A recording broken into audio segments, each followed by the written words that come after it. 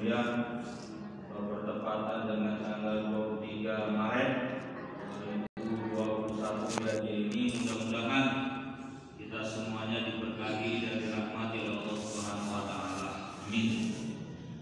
Salawat dan salam selalu pula marilah kita bermohon kepada Allah agar kiranya tetap tercurah dan terlimpah kepada Nabi Muhammad SAW.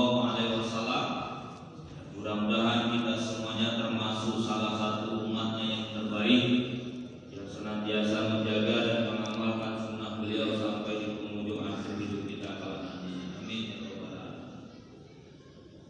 Bapak Ibu yang dimuliakan oleh Allah Subhanahu wa taala, pada kesempatan ini saya ingin menyampaikan Al-Qur'an surah Al-A'raf tadi yang bisa baca ayat 143. Jadi ayat ini berkaitan dengan seorang tokoh dari kalangan Nabi, namanya Musa.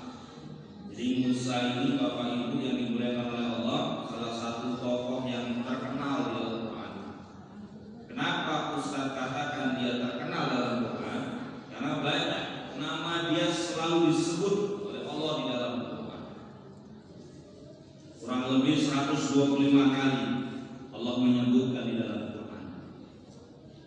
Kalau saingannya ada satu, tapi bukan kalangan Nabi, namanya Fir'aun. Nah, itu juga terkenal juga di dalam Al-Quran, disebut oleh Allah Subhanahu wa taala.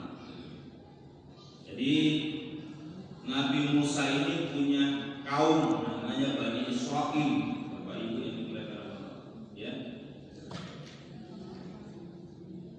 Nabi Musa ini dalam Quran itu dikasih julukan, dikasih gelar. Gelarnya itu Kalimullah. Dalam bahasa Quran ini Allah menyebutkan dia bisa berdialog dengan Allah. Dia bisa berbincang dengan Allah. Kehebatan dia itulah yang membuat umatnya itu sangat dekat. Jadi ibaratnya kalau di kampung kita ini kelurahan Dwi Kora itu kan? Nah, kelurahan Tanjung Rejo, kelurahan Tanjung Rejo ini ada seorang bisa katakanlah Pak Reza. Ada Mas Pak Reza. Jadi kalau Pak Reza bisa berkomunikasi dengan Pak Jokowi, bisa. Karena Pak Jokowi kan jangan nggak yakin dengan Pak Jokowi. Bapak-bapak kenal Pak Jokowi? Kenal Presiden kita kan. Jadi kalau misal Pak Reza bisa nelfon Pak Jokowi, Pak Jokowi, ya ada Pak Reza, ini jalan kami di daerah Tanjung Rejo ini rusak semuanya. Lalu Pak Jokowi memerintahkan semua yang berkaitan dengan itu datang mereka kemari dan itu diselesaikan. Dan nama Pak Reza pasti otomatis terkenal. Bahkan mungkin banyak para pejabat ingin juga dekat dengan begitu. Jadi apa yang dimintanya sampaikanlah Pak Reza sama Pak Jokowi misalkan. Ini pasti semua dipenuhi karena sudah ada rekomendasi dari Pak Reza karena juga. Begitu juga Pak Musa ini, Bapak Ibu yang dimuliakan oleh Allah, kaumnya itu Bani Israil itu ya, sedikit-sedikit apa-apa itu ngadu gitu. Persoalan apapun ngadu kepada siapa? Musa. Mau perkara rumah tangga, mau perkara ekonomi, mau perkara apapun dia ngadu sama Musa dan itu bisa dilakukan. Bahkan permintaan yang tak masuk akal dari kalangan manusia itu dikabulkan. Apa contoh permintaan orang Bani Israil? Minta makanan dari surga. Nah, kita aja barangkali belum pernah dengan makanan dari surga, tapi semua umat itu cuma umatnya Musa yang paling berani ya meminta makanan dari surga. Allah abadikan di dalam Al-Quran surah Al-Baqarah ayat 57. Wa sallallahu alaikumul ghamama wa anzalna alaikumul manna salwa. Jadi Allah turunkan ya makanan dari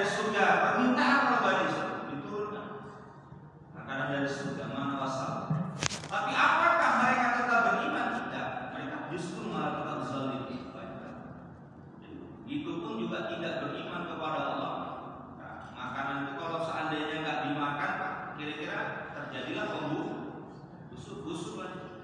Jadi pertanyaannya Ustaz, apakah masih ada makanan dari surga itu Ustaz? Masih ada. Peninggalan Bani Israel. Berarti kalau makanan busuk yang timbul apa Bapak Ibu? Jamur.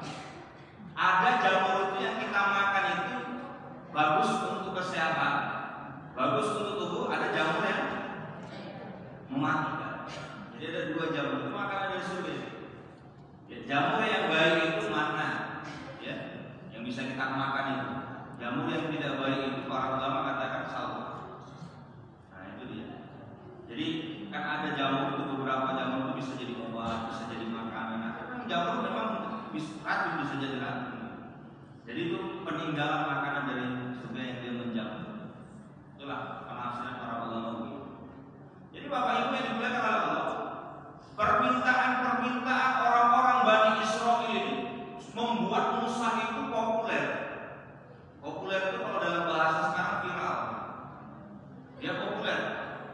Saking populernya apapun yang diminta oleh Bani Israil itu ya dikabulkan.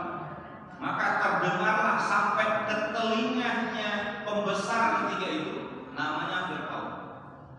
Sampai ke telinga pembesar Fir'aun. Jadi Musa sebagai orang yang dipercaya oleh masyarakat ketika itu Bani Israil, sementara Fir'aun sebagai raja, banyak kekayaannya, masyarakat justru tidak berbondong-bondong ke sana. Sehingga dia mengatakan, kalian minta apapun sama aku kasih. Ya.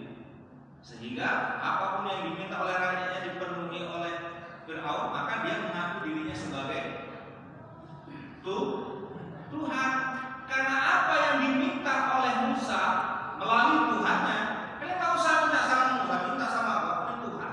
Nah, gitu ya. Jadi sebenarnya pernyataan Fir'aun itu, kenapa dia menantang Musa itu? Karena dia menantang di atasnya Musa, yaitu Allah Subhanahu wa Ta'ala, maka dia mengaku dirinya sebagai Tuhan. Jadi itu dia Bapak Ibu. Jadi sebabnya itu Fir'aun seperti itu tadi. Maka terkadang dalam hidup kita ini juga justru sama seperti itu. Kita nggak yakin, kita nggak percaya dengan kemuliaan, kemukjizatan Allah Subhanahu wa Ta'ala yang diturunkan oleh Nabi Muhammad SAW kepadanya. Lantas kita justru menolak. Banyak contoh seperti ini. Maka nanti kita jelaskan lagi. Maka Bapak Ibu yang dimuliakan oleh Allah, kita kembali lagi.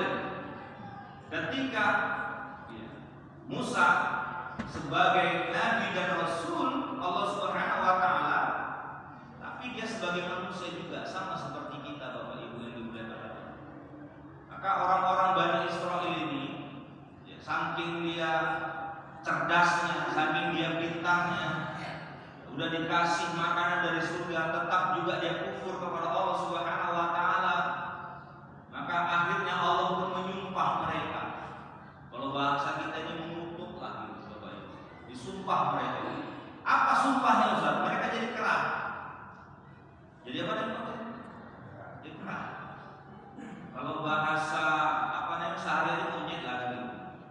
Kalau bahasa Mandelingnya ada orang Mandeling. Hah? Ada orang Mandeling. Apa bahasa Mandeling? Nggak usah disebut. Apa yang ngomongkan? Biasa berat ngomongkannya. Kerah monyet. Ya. Ini kan monyet ini kan di kerah ini kan disimbolkan binatang yang serakah. Betul nggak? Ya. Maka kan gesturnya itu kan mirip seperti manusia. Coba perhatikan Bapak Ibu yang dimuliakan oleh Allah. Kalau manusia makan dari tangan ke mulut, minum dari tangan ke mulut, semua binatang itu makan itu dari mulutnya. Harimau, kucing, ya, ayam, cecak, itu makan dari mulutnya. Cuma satu binatang yang makan dari tangan ke mulut. Apa namanya? Itu keren, monyet. Makanya perhatikan, kan mirip dia kayak manusia. Gesturnya pun sama seperti manusia. Nah, cukup sampai sini. Begitu dia makan beras ayam, ya, makan beras ayam yang mulutnya. Begitu dia kenyang, begitu kenyang dia. Pernah nampak Bapak Ibu ayam bawa plastik kresek, bontot itu. Pernah? Apa? Ukuran apa itu? Kalau udah kenyang kemana? Kita balik kandang, selesai. Mana pernah dia berpikir untuk hari esok? Dan malah bapak-bapak nanti di luar cecak. Udah nggak ada lagi cecak. Jam-jam tertentu cecak udah nggak ada lagi. Karena udah kenyang dia udah balik. Nggak pernah dia itu berpikir untuk besok. Lembu, kambing, semua binatang kalau sudah kenyang enggak. Cuma satu lah binatang kalau dia kenyang bontot. Apa namanya? Udah makan satu sisir pisang, udah kenyang dia. Pegangnya. Habis dipegangnya apa? Ditaruhnya sini betul. Ya kan? Bisa. Kawan aja ngambil tuh nggak dikasih. Sama kayak manusia, wataknya juga mirip, kan gitu. Udah ada gaji, korupsi. Sudah makan lontong 2 piring di pengajian, masih ada sisa lontong tuh. Dia ngomong sama yang punya rumah, wah masih ada sisanya, kok pulangnya apa? Itu yang orang Tembung, kok orang daerah Tanjung Rojo nggak ada. Insya Allah nggak ada. Ya, orang sisa makannya udah. Mubazir Ustaz, nggak ada urusan kita mubazir. Dosa hukumnya kita ini Bapak Ibu kalau minta makanan di tuan rumah masih sisa itu. Biar tahu Bapak Ibu. Paham kira-kira? Ya nggak boleh. Karena kelakuan kita mirip, nggak boleh kita. Tapi alangkah berdosanya kalau yang punya rumah itu ada sisa nggak kasih sama kita. Nah itu lebih berdosa. Ya Bu ya. Jadi kalau ibu nanti ingin ke tempat orang, masih banyak sisa makanan, jangan pernah ibu-ibu minta atau bonus. Tapi kalau orang yang punya rumah juga justru sama seperti itu, nggak mau bodokan sama-sama berdosa. Lebih baguslah kita yang datang ini tak usah minta, dan kemudian yang punya rumah ada sisa itu kasihkan. Kan bagus gitu. Secara akal bagus nggak? Bagus. Tapi justru penerapannya tidak seperti itu. Gitu. Kadang-kadang kita kan selamitan gitu, selamitan. Suka kali ngambil, nggak disuruh ngambil. Dari situ tadi. Ini ada juga dalam hidup kita ini. Dari kecilnya sudah kaya dari lahir. Udah kaya nih. Siapa? Bapak mamanya udah kaya. Begitu dia besar jadi menteri, ada menteri yang korupsi, dana bansos diambil. Itu cerita dunia apa? Dunia lain gitu ya. Kalau di Indonesia itu nggak ada. Ya kan Pak ya? Itu yang di dunia antah barangkahnya. Kalau di Indonesia itu nggak ada. Ada orang yang seperti itu. Kenapa? Memang manusia itu secara watak nggak cukup. Maka Nabi itu bilang, dikasih kalian emas sebesar gunung Uhud, minta. Dikasih dua minta, nggak ada yang cukup kita Bapak Ibu, nggak ada yang puas. Itulah sifat dan wataknya manusia, perilaku manusia itu nggak ada kepuasan dirinya. Begitu dikasih nikmat oleh Allah, nggak berpuas diri. Ya, manusia yang berpuas diri terhadap nikmat yang sudah diberikan oleh Allah Subhanahu Wa Taala. Satu, yang bisa kita lihat dari perilaku hewan itu tadi, sehingga Bapak Ibu yang dimuliakan oleh Allah, orang-orang Bani Israil tadi yang disumpah menjadi kerah tadi, menjumpai Musa, balik ngomong sama Musa. Ini segerombolan kerah tadi ngomong sama Musa. Musa, kami udah lelah ini. Lelah kenapa? Iya, jadi kerah ini lelah. Kami pinginlah balik jadi manusia kayak dulu lagi. Kembalikanlah harta kami seperti dulu, ya. Jadikanlah kami orang seperti dulu, kan? Akhirnya Musa pun melapor sama Allah, berdialog dengan Allah Subhanahu Wa Taala, dikabulkan permintaannya Bapak Ibu, dikabulkan oleh Allah.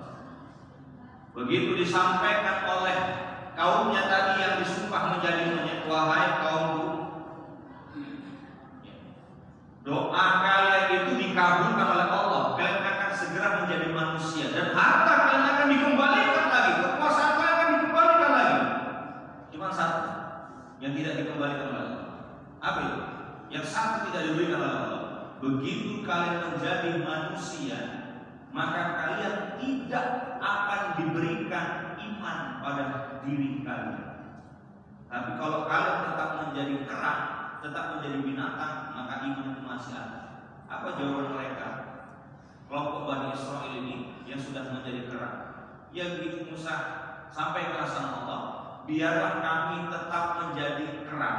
Yang penting kami punya iman, daripada kami jadi manusia tapi kami tidak punya iman. Begitu banyak salah sekarang ini Bapak Ibu, orang fisiknya manusia, jasadnya manusia, justru imannya gak ada dalam dadanya. Kelakuannya itu seperti binatang. Maka yang digambarkan oleh Allah Subhanahu wa taala dalam Al-Qur'an surah Al-A'raf ayat 179, walaqad zara'na li jahannama katsiran minal jinni wal ins lahum qulubun la yafqahuna biha wa lahum a'zanun yasma'una biha wa lahum a'yunun la yubsiruna biha ulaika kal an'am bal hum adall. Maka manusia itu justru lebih buruk daripada binatang. Bapak Ibu, ya, yang tadi Ustaz jelaskan itu salah satu contoh binatang itu. Ya, itulah kerah tadi, perilaku manusia itu yang sifatnya serakah, yang sifatnya tamak, yang tidak mau berbagi dalam kehidupan. Itu salah satu contoh. Banyak manusia perilaku yang lain seperti binatang. Binatang aja pun kadang-kadang nggak seperti begitulah wataknya.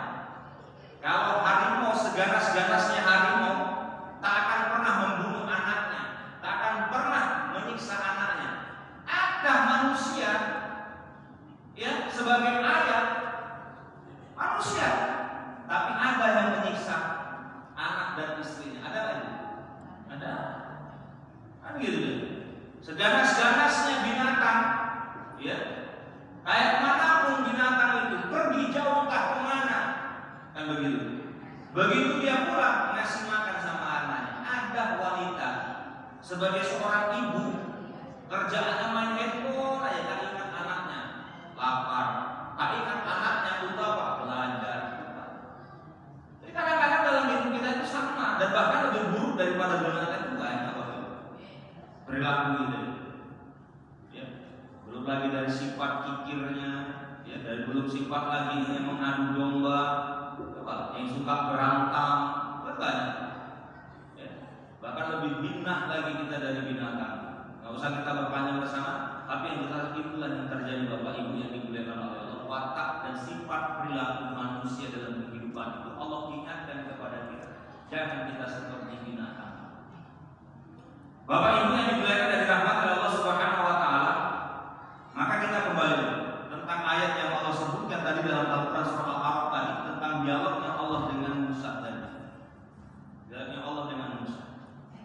Maka saya kembali lagi tadi, Musa itu walaupun dia nabi sama seperti kita manusia. Yang Musa sampaikan awal tadi, manusia itu justru tidak berpuas diri Bapak Ibu. Termasuk Musa. Walaupun dikasih kelebihan oleh Allah Subhanahu wa taala, dia bisa berdialog, berkomunikasi dengan Allah, dia tak berpuas diri. Gitu. Apa permintaannya kepada Allah Subhanahu wa taala? Selain daripada dia bisa berkomunikasi dengan Allah secara langsung, tapi permintaannya ingin naik kelas. Apa itu? Ingin menatap wajah Allah. Di antara nabi-nabi yang lainnya Bapak Ibu, cuma Musa lah yang bisa berdialog langsung. Apakah pernah langsung dia ngomong? Apakah pernah langsung sama Allah? Tapi ini di luar daripada kewajarannya. Dan gitu. Apa itu? Ingin menatap wajah Allah. Kalau dia ngomong biasa tadi lewat handphone tadi bisa, ini ingin face to face, ngomong sama Allah dalam Quran.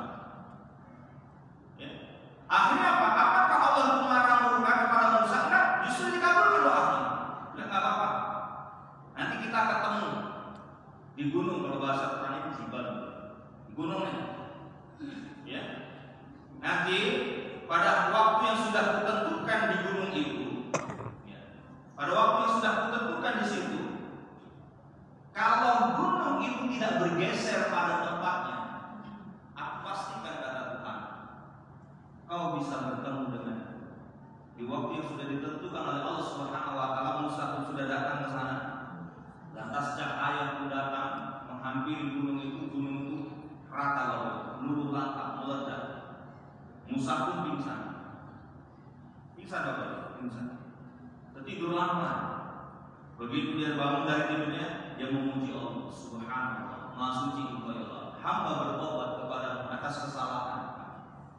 Itu dia bertobat karena dia ngaku itu salah, nggak betul itu.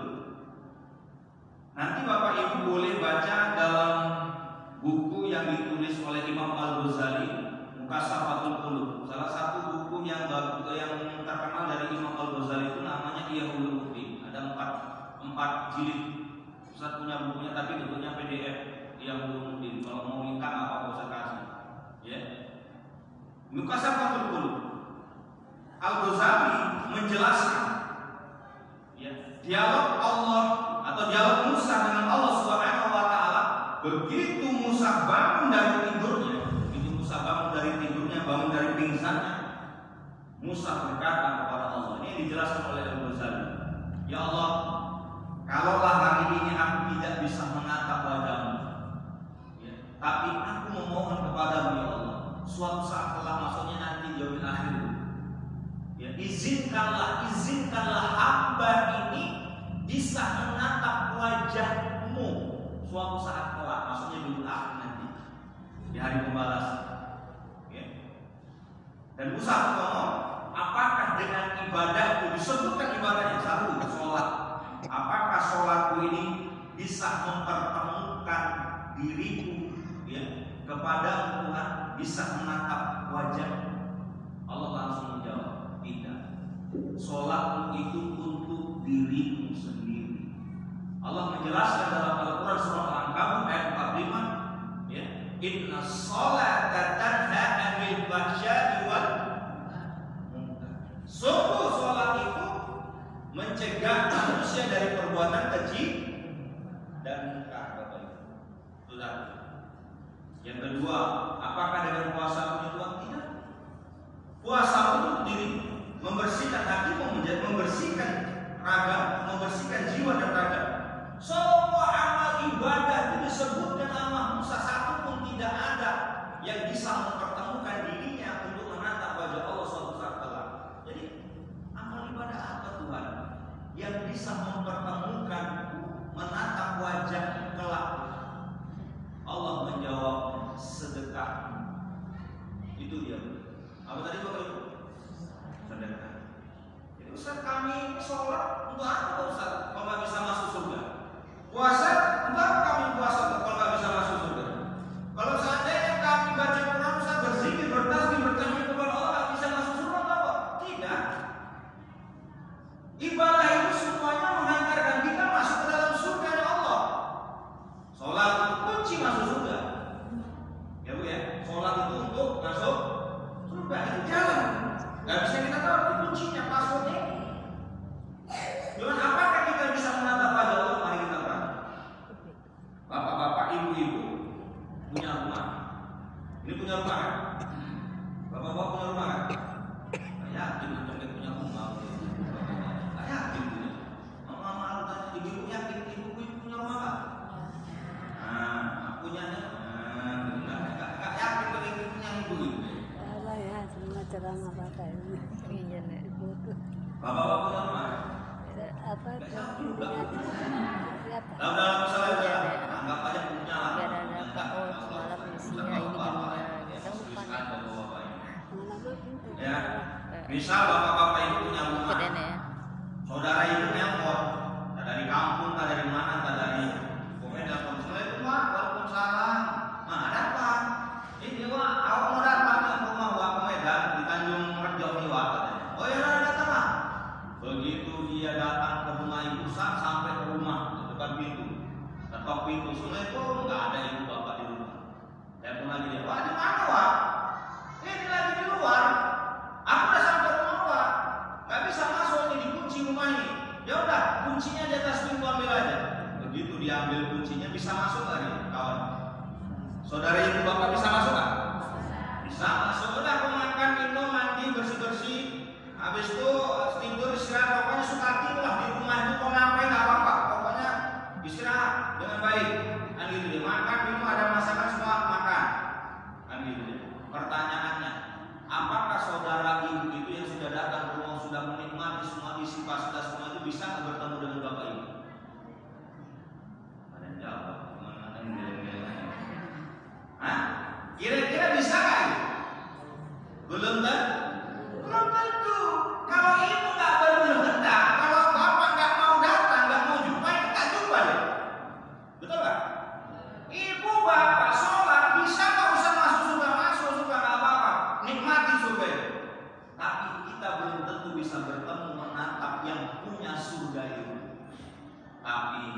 Ini ada tapinya. Begitu saudara yang udah sampai rumah tadi, nelpon lagi baru udah siap makan macam tuh, nelpon lagi. Wah, kok belum pulang Wah? Ya ntar lagi dapat semuanya. Ini Wah, aku bawa uang dari mama, katanya itu uang 500 juta ini Wah. Kalau nggak aku udah pulang luar. Kira-kira bapak ibu sedang di luar, kira-kira naik kereta gasnya itu pol atau diesel berapa? Kira-kira. Hah? Gimana itu? Pakai rem apa enggak? Lu rasakan udah masa pakai rem enggak? Orang mau dikasih uang 500 juta pula kan? Hah? Nggak mungkin lagi gasnya kalau nggak ada cicilan. Gaspol, rem pun nggak ada. Orang mau dikasih tuh uang. Kita kalau saudara datang nggak bawa buah tangan, kita biasa saja, kita terima juga. Ya biasa saja, cuma senyumnya nggak biasa-biasa. Tapi kalau dia bawa oleh-oleh durian, bawa mangga, bawa ini, bawa itu, banyak dia bawa sambil bawa duit ini, bawa oleh-oleh dari kampung tua. Bapak ibu merasa senyum dari pagi sampai sore ini. Pakai tangan. Baik lagi. Itu maka etika kita dulu kalau ke rumah saudara bawa apa? Buah tangan. Loh kita mau menghadap Allah. Kita nanti kan pulang mau menghadap Allah. Di rumah dia, di surganya. Bisa masuk, bisa. Tapi Allah itu akan rindu, antusias Allah datang kepada kita ketika kita membawa apa? Sedekah kita. Itu. Maka Bapak Ibu lihat, perhatikan.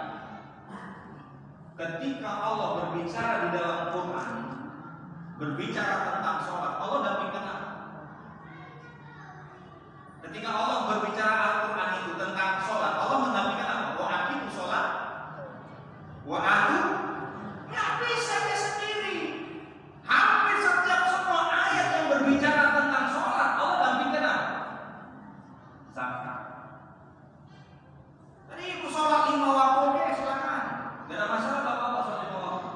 Tapi tidak akan balance, tidak akan seimbang apa yang kita berikan kepada Allah. Terus kita bertasbih memuji Allah, tapi ada satu perilaku yang nggak kita siapkan, itu sedekah kita. Gitu, itu kan nasional. Allah kan ingin mengisyaratkan seperti itu. Ini sholat kita nih, 5 waktu kita, tahajud kita, duha kita, sholat sunat rawatib kita, dan sholat sunat yang lainnya. Kita hadapkan kepada Allah, tapi saatnya kita hadapkan kepada Allah bersedekah kita. Maka Allah mencantumkan wa aqimu sholat wa atuz zakat. Puasa tinggal aja beberapa hari lagi ke depan, betul? Berapa hari lagi? Nggak sampai puasa 30 hari lagi. Coba Bapak Ibu perhatikan ayat puasa itu. Al-Baqarah ayat 183 sampai 185. Nggak berbicara sendiri tentang puasa, di situ bawah memberi makan orang. Belum? Nggak bisa sendiri. Nah, itu dia. Jadi yang harus didampingkan sedekah kita ini, karena sedekah kita itu akan menyelamatkan kita, Bapak Ibu yang dimuliakan Allah. Tadi Bapak Ibu yang dimuliakan Allah. Jadi ada sahabat Musa, dari semenjak lahirnya, dari sejak lahir miskin ya, miskin. Dari semenjak lahirnya miskin, sudah menikah pun punya istri tetap miskin. Bayangkan, miskin kuadrat lagi. Lahirnya miskin, nikah pun tetap miskin.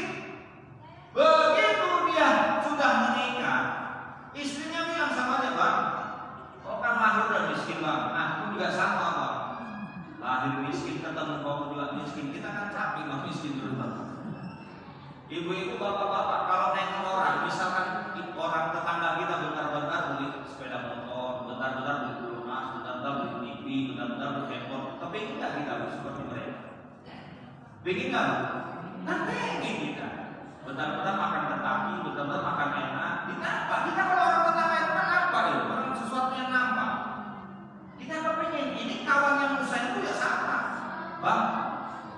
Mintalah kita sama Musa Bang, supaya kita didoakan menjadi orang kaya. Dijumpailah pasangan suami istri menemui Musa. Musa, kami mau jadi kaya lah, udah capek kami jadi miskin ini. Dari lahir sampai udah menikah miskin aja. Nah, jadi ngomong apa kata Musa? Kami ingin kaya lah, walaupun kaya kami gak lama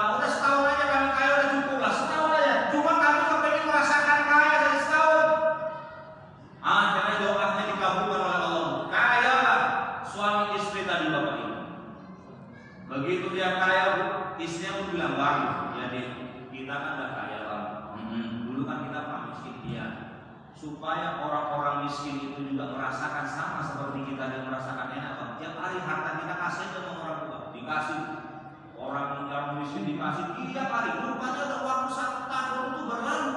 Musa nengok kawannya loh. Ini udah setahun kok nggak miskin, tapi kan Allah cuma setahun. Ditanya sama Allah, kenapa sahabatku itu dia minta kaya setahun, tapi sekarang udah setahun berlalu Tuhan. Kenapa dia makin kaya? Apa jawaban Allah? Itulah apabila seorang hamba menyibukkan dirinya setiap hari dan memberikan kepada orang lain, maka setiap hari itu akan bertambah, nggak akan berhenti.